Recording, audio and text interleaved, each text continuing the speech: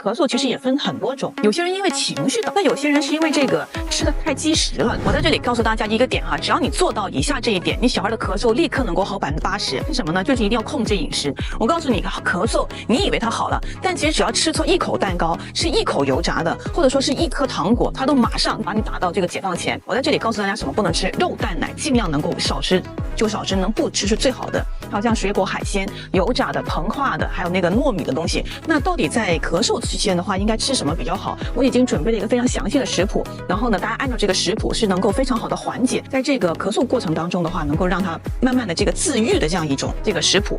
然后另外的话就是咳嗽其实也分很多种，有些人因为情绪导致的咳嗽，你猛给他吃这种镇咳药是不行的，但那团情绪它不疏解，它就没有办法舒缓。那有些人是因为这个吃的太积食了，你不把那个2边疏通开，它也是好不了。所以不同的这个咳嗽有不同的治疗方法。